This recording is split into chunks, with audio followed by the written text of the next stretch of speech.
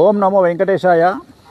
గత 5 రోజుల నుండి ఆంధ్రప్రదేశ్ రాజధాని అమరావతి గురించి విపరీతమైనటువంటి డిస్కషన్స్ మనం టీవీలో చూస్తూ ఉన్నాము. అలాగే రాజ్యసభలో లోక్సభలో జరిగినటువంటి తీర్మానాల గురించి, ఇతరత్ర రేణుకా చౌదరి గారు మాట్లాడినటువంటి అంశాల గురించి, అలాగే జగన్మోహన్ రెడ్డి గారు కొత్తగా చెప్పినటువంటి మావి గన్ అనేటువంటి వివరాల గురించి అన్ని రెగ్యులర్గా చూస్తూ ఉన్నాము.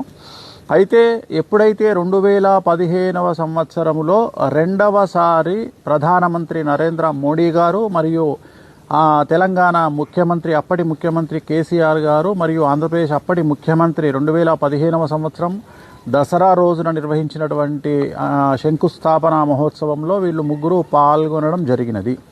ఆ ముహూర్తానికి సంబంధించి నేను ఒక వీడియోను చేశాను సోషల్ మీడియాలో, నా సొంత యూట్యూబ్ ఛానల్లో పెట్టుకోవడం జరిగినది. అది కానీ రీజన్ తెలియదు చాలామంది, మరి ఎందుకో తెలియదు, అది సోషల్ మీడియాలో లేకుండా చేసినారు. దానికి కారణం ఏంటో నాకు తెలియదు.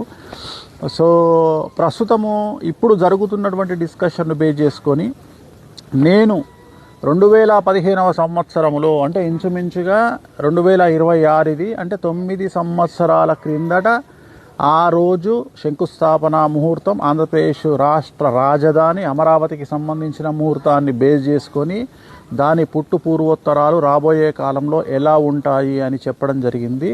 ఆ వీడియో ఒక్కసారి చూద్దాం. ఓం నమో వెంకటేశాయ. అమరావతి భూమి పూజ మహోత్సవం శంకుస్థాపన జరిగినటువంటి సమయం మధ్యాహ్నం 12:42 మకర లగ్నంలో జరిగినటువంటి ఈ ముహూర్తం. లగ్నంలో చంద్రుడు, అష్టమ స్థానంలో గురుడు, శుక్రుడు, కుజుడు, అలాగే బుధుడు, కేతువు కాంబినేషన్. ఈ కుండలిని కనుక గమనించినట్లయితే జరిగినటువంటి ముహూర్తం ఏదైతే ఉందో అది మంచి ముహూర్తం కాదు. ముఖ్యంగా లగ్నంలో చంద్రుడు అనేటువంటిది పూర్తి స్థాయిలో వ్యతిరేకమైనటువంటి ఫలితాలు ఇచ్చేటువంటి అంశంగా భావించాల్సి ఉంటుంది. అలాగే అష్టమ చంద్రుడు అంటే 8వ స్థానం ఏదైతే ఉందో అది చాలా నీచంలో ఉండడం మూలంగా కుజుడు అంటే భూమికి సంబంధించినటువంటి వ్యవహారాలు, శుక్రుడు అంటే అభివృద్ధి, గురువు అంటే పిఆర్ అంటే పర్సనల్ రెప్యుటేషన్, ఇవన్నిటిపై ప్రభావం చూపేటువంటి అవకాశం ఉంటుంది. ముఖ్యంగా బుధ కేతు కాంబినేషన్ అంటే బుధుడు అంటే ఆలోచన పటిమ, ఆలోచన శక్తి, అంటే ముఖ్యమంత్రి యొక్క ఆలోచన శక్తి అనేటువంటిది పూర్తి వ్యతిరేకమైనటువంటి దిశలో పయనించేటువంటి అవకాశం ఉంటుంది. అంటే ముఖ్యమంత్రి తాను తీసుకునేటువంటి నిర్ణయాలు కావచ్చును, లేదా అమరావతి పట్ల అంటే క్యాపిటల్ పట్ల తన యొక్క ఆలోచన ధోరణి కావచ్చును, పూర్తి నెగిటివ్ రిజల్ట్స్ ఇచ్చేటువంటి అవకాశాలు ప్రస్తుతంగా కనిపిస్తా ఉన్నాయి. మరీ ముఖ్యంగా రాబోయే కాలంలో ఇప్పుడు కనుక తీసుకున్నట్లయితే ముఖ్యంగా ఈ ముహూర్తంలో పాలు పంచుకున్నటువంటి వాళ్ళు తీసుకుంటే నరేంద్ర మోడీ ప్రధానమంత్రి, అలాగే ముఖ్యమంత్రి తెలంగాణ ముఖ్యమంత్రి చంద్రశేఖరరావు గారు, అలాగే ఆంధ్రప్రదేశ్ ముఖ్యమంత్రి నారా చంద్రబాబు నాయుడు గారు. ఈ ముగ్గురు విషయానికి కనుక వచ్చినట్లయితే ఈ ముగ్గురిలో కూడా సఖ్యత లోపించేటువంటి అవకాశాలు ఉన్నాయి. కారణం ఏమిటంటే ముహూర్త బలం అనేటువంటిది అలా కనిపిస్తా ఉంది. ఆ ముహూర్తంలో ఉన్నటువంటి దోషాల కారణం చేత ఈ ముగ్గురి మధ్యన మనస్పర్ధలు వచ్చేటువంటి అవకాశం కనిపిస్తా ఉంది. అలాగే ఆంధ్రప్రదేశ్ అభివృద్ధి అనేటువంటిది ఎట్టి పరిస్థితుల్లోనూ ముందుకు సాగేటువంటి పరిస్థితి కనిపించడం లేదు. కారణం ఏమిటంటే ముఖ్యమంత్రి చంద్రబాబు నాయుడు మనం కనుక తీసుకున్నట్లయితే అతనికి వారికి సంబంధించినంత వరకు అసలు ఎవరు కూడా సపోర్ట్ చేయనటువంటి పరిస్థితి కనిపిస్తా ఉంది. ముఖ్యంగా కేంద్ర ప్రభుత్వం పూర్తి వ్యతిరేకమైనటువంటి ధోరణిలో ప్రవర్తించేటువంటి అవకాశం కనిపిస్తా ఉంది ఆంధ్రప్రదేశ్ ప్రభుత్వం రీత్యా. అంటే బయటికి కనిపించేటువంటిది మాత్రం స్నేహంగా కనిపిస్తుంది, లోపల మాత్రం ఎటువంటి సహాయ సహకారాలు లేనటువంటి పరిస్థితి కనిపిస్తా ఉంది. ముఖ్యంగా చంద్రబాబు నాయుడు జాతక రీత్యా అంటే ఇప్పుడున్నటువంటి కుండలి రీత్యా తీసుకున్నట్లయితే పూర్తి వ్యతిరేకమైనటువంటి ఫలితాలు చంద్రబాబు నాయుడు గారికి రాబోతా ఉన్నాయి. రాబోయే కాలంలో చాలా నెగిటివ్ ఒపీనియన్ అనేటువంటిది వారిపై కలిగేటువంటి ప్రజల్లో అభిప్రాయం ఏర్పడేటువంటి అవకాశాలు ప్రస్ఫుటంగా కనిపిస్తా ఉన్నాయి. అభివృద్ధికి సంబంధించినంత వరకు వచ్చినటువంటి కంపెనీలు, అది జపాన్ కానీ, మలేషియా కానీ, సింగపూర్ కానీ, వారెవరూ కూడా సహాయ సహకారాలు అందించినటువంటి పరిస్థితికి గోచరిస్తా ఉంది. మరీ ముఖ్యంగా ప్రజల్లో 1-2 మీడియా సంస్థల పైన విపరీతమైనటువంటి తీవ్ర వ్యతిరేకమైనటువంటి భావం కనిపించేటువంటి అవకాశం ఉంది. కొన్ని సందర్భాల్లో జనాలు పూర్తిగా వ్యతిరేకించే అవకాశం కనిపిస్తా ఉంది.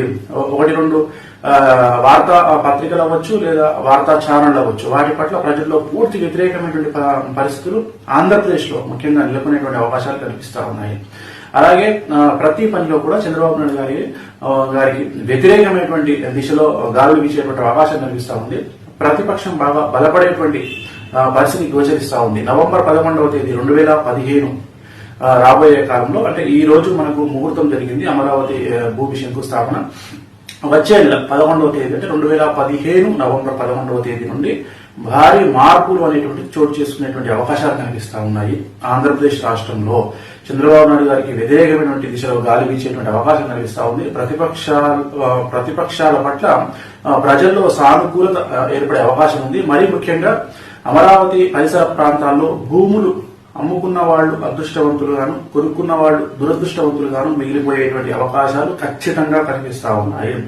అభివృద్ధి అనేటువంటిది 100కు కనీసం 10% కూడా ఉండనటువంటి పరిస్థితులు గోచరిస్తా ఉన్నాయి. ఇవన్నీ కూడా ఈ రోజు జరిగినటువంటి ముహూర్తం ఏదైతే ఉందో 12:42 జరిగినటువంటి ముహూర్తాన్ని బేస్ చేసుకుని మాత్రమే నేను చెప్పడం జరుగుతుంది. ఈ లగ్నం ఏదైతే ఉందో మంచి లగ్నం కాదు. గతం అంటే జూన్ 6వ తేదీ నాడు జరిగినటువంటి ముహూర్తం కూడా మంచి ముహూర్తం కాదు. మళ్ళీ దానికంటే కూడా కొద్దిగా వ్యతిరేకమైన ఫలితాలు ఇచ్చేటువంటి ముహూర్తం ఈ రోజు ఉన్నటువంటి ముహూర్తం. దసరా అంటే విజయదశమి పండుగ మాత్రమే ఉంది, కానీ ముహూర్తానికి ఎటువంటి అనువైనటువంటి రోజుగా కూడా ఈ రోజు లేదు. అసలు ఒక్క ముహూర్తం కూడా లేదు, లగ్న బలం లేదు. అటువంటి సందర్భంలో జరిగినటువంటి ఈ ముహూర్తం వల్ల చంద్రబాబు నాయుడు గారికి వారి గవర్నమెంట్ పై పూర్తి స్థాయిలో జనాల్లో వ్యతిరేకత ఏర్పడేటువంటి అవకాశం ఉంటుంది. అలాగే ప్రత్యేకించి ఒక కమ్యూనిటీ అంటే ఒక కుల వ్యవస్థ మీద జనాలందరూ కూడా కొద్దిగా వ్యతిరేకమైనటువంటి ఆలోచన ధోరణిలో వెళ్లేటువంటి అవకాశాలు ప్రస్ఫుటంగా కనిపిస్తా ఉన్నాయి. మరీ ముఖ్యంగా విజయవాడ, గుంటూరు జిల్లాలు ఒకవైపు, మిగిలిన ఆంధ్రప్రదేశ్ జిల్లాలన్నీ కూడా ఒకవైపు ఉండి వీరి మధ్య అంతర్యుద్ధం ఏర్పడేటువంటి అవకాశాలు ఖచ్చితంగా గోచరిస్తా ఉన్నాయి. సో చూశారు కదా, పూర్తి స్థాయిలో అమరావతి రాజధాని గురించినటువంటి విశ్లేషణ, ఆ రోజు లగ్నము మరియు ఎక్కడెక్కడ ఏ గ్రహాలు ఉన్నాయి అనే అంశాలను వివరిస్తూ నేను చేసినటువంటి వీడియోను చూసినారు కదా. సో అమరావతి ముహూర్తం అక్టోబర్ 2015వ సంవత్సరము దసరా రోజు నిర్వహించడం జరిగింది. సో 2000 అప్పటి ముఖ్యమంత్రి, ఆంధ్రప్రదేశ్ ముఖ్యమంత్రి చంద్రబాబు నాయుడు గారు, అలాగే కేసీఆర్ గారు తెలంగాణ ముఖ్యమంత్రి, మరియు నరేంద్ర మోడీ ప్రధానమంత్రి, ముగ్గురికి గొడవలు జరుగుతాయి అని నేను చెప్పడం జరిగింది. కారణం ఆ ముహూర్తం. మీరు అబ్జర్వ్ చేస్తే దాని తర్వాత ముహూర్తం తర్వాత ముగ్గురికి గొడవలు జరిగినాయి. చంద్రబాబు నాయుడు గారు బీజేపీ నుండి, ఎన్డీఏ నుండి బయటికి వచ్చినారు. అలాగే కేసీఆర్ గారికి చంద్రబాబు నాయుడుకి గొడవలు జరిగినాయి. Number 1 point. సో మళ్ళీ కేంద్రం నుండి ఎటువంటి సహాయ సహకారాలు అందవు అని చెప్పి నేను చెప్పడం జరిగింది. సో అది కూడా మీరు అబ్జర్వ్ చేస్తే 2015 నుండి 14లో గవర్నమెంట్ వచ్చింది. 15 నుండి 2019 వరకు ఇంచుమించుగా తెలుగుదేశం గవర్నమెంట్ ఉన్నన్ని రోజులు బీజేపీ పార్టీ నుండి, కేంద్రం నుండి ఎటువంటి సహాయ సహకారాలు ఆంధ్రప్రదేశ్ గవర్నమెంట్కు లేవు. అలాగే జగన్ అనేటువంటి అపోజిషన్లో ఉన్నటువంటి, అప్పుడు 2015లో జగన్ అపోజిషన్లో ఉంటే ఈ ముహూర్తం తర్వాత జగన్కు పేరు వస్తుంది, నెక్స్ట్ సీఎం అయ్యే ఛాన్సెస్ ఉన్నాయని చెప్పినటువంటి సందర్భం కూడా ఆ వీడియోలో ఉంది. అలాగే 2 ఛానల్స్ను అక్కడ జనాలు గవర్నమెంట్ బ్యాన్ చేసే అవకాశం ఉంది అని చెప్పాను. 2014 నుండి 2019 మధ్యలో కనుక తీసుకున్నట్లయితే 2 ఛానల్స్ను తెలుగుదేశం ప్రభుత్వం బ్యాన్ చేయడం జరిగింది. ఐ థింక్ దాంట్లో TV9, సాక్షి, ఎన్టీవీ 3 ఛానల్స్ ఉన్నాయి. సో అది కూడా క్లియర్గా నేను చెప్పడం జరిగింది. అలాగే అన్నిటికంటే ముఖ్యమైనటువంటి విషయం ఏంటంటే, నేను ఒక మాట చెప్పాను, అమరావతి ప్రాంతంలో భూములు అమ్ముకున్నటువంటి వాళ్ళు అదృష్టవంతులుగాను, కొనుక్కున్నటువంటి వాళ్ళు దురదృష్టవంతులుగాను మిగిలిపోతారు అని చెప్పడం జరిగింది. అప్పుడు అమరావతి రాజధాని అని చెప్పినప్పుడు చాలా వరకు జనాలు అమ్ముకోవడం వల్ల 10 లక్షల రూపాయలకు కొనుక్కున్న వారికి 1 కోటి రూపాయల లాభం వచ్చింది అమ్ముకున్న వాళ్ళకి. కానీ కొనుక్కున్న వాళ్ళందరూ ఈరోజు ప్రశ్నార్థకంగా మారిపోయినటువంటి సందర్భం రియల్ ఎస్టేట్ వ్యాపారులకు సంబంధించి.